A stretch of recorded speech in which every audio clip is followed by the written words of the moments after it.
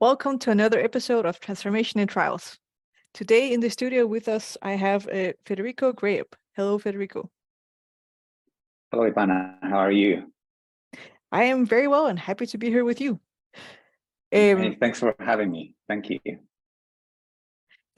Federico is currently doing research into the topic of why executives are leaving life sciences. And that is exactly what we're going to focus on today during this episode. So Federico, just to set the stage for us, can you tell us more about the retention patterns for executives in life sciences? Sure. So if by patterns you mean the strategies and the processes that human resources are used to retain talent, in our industry, I mean, we share similar strategies with the rest of industries with just one major difference. So first, what's the goal? Overall, the goal is always to increase the level of job satisfaction so that you retain talent. And the way most industries do that is by offering a competitive compensation and benefits package, an engaging and positive culture, a healthy work-life balance, particularly for executives, career growth or career development opportunities, and also some levels of autonomy, so participation in the decision-making processes. So those are the most common traits that we share with the rest of industries. The main difference in our industry is that the ability that we have to offer an inspiring and compelling mission,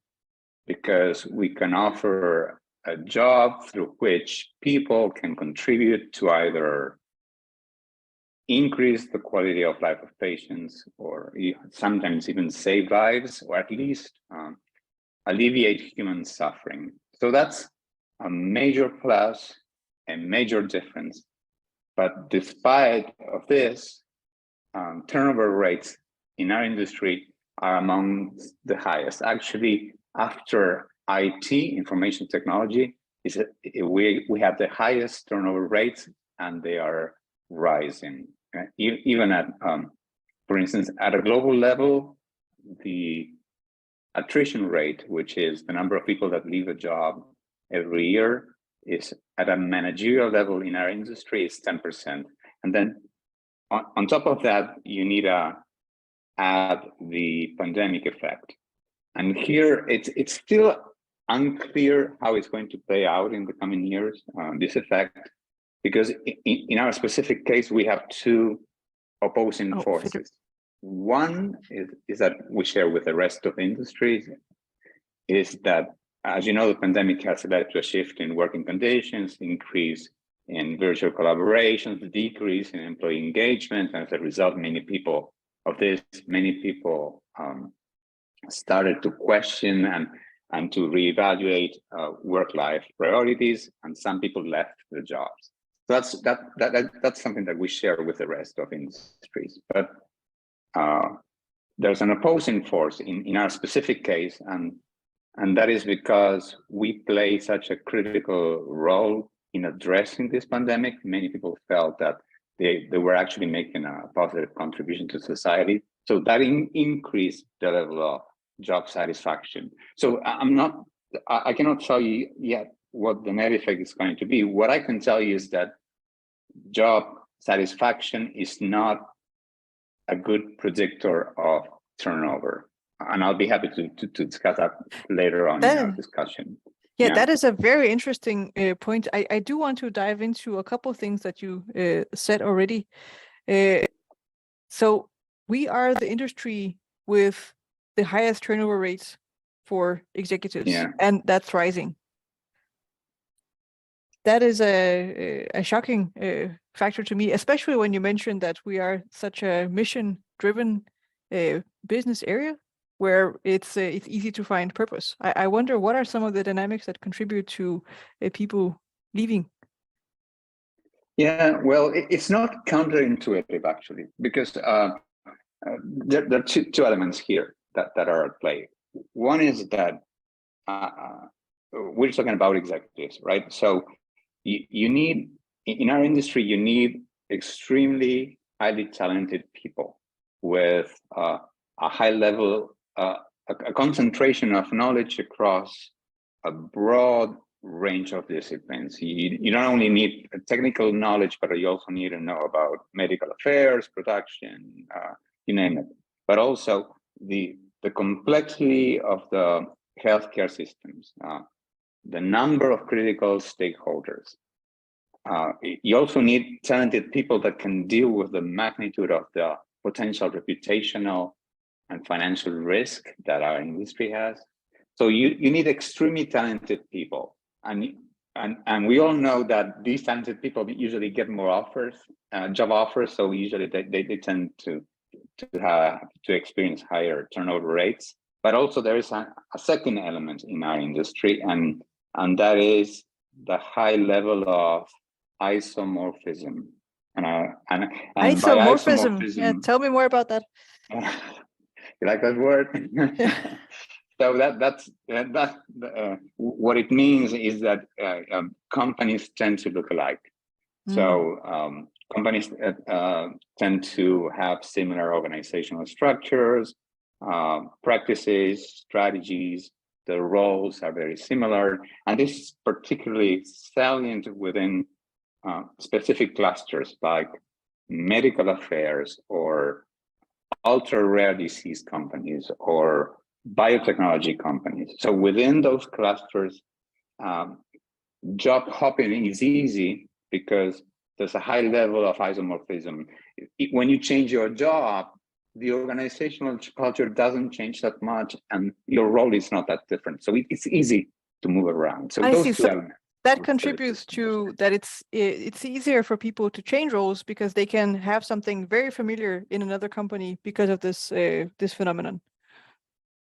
Yeah, exactly. Yeah, and that's why, and that's why job embeddedness comes into play in all this discussion. But yeah. Okay, job embeddedness. I like the terms that you use there. They sound so definitive. Okay, so we have two already: isomorphism and job embeddedness. I love it. Tell me more about job embeddedness. Sure. So we in plain terms, it's the extent of a person's stuckness or enmeshing within a wider social system. It's job embeddedness is like job satisfaction is like we call them constructs. So it's a construct, and it's defined by a broad constellation of factors that influence retention.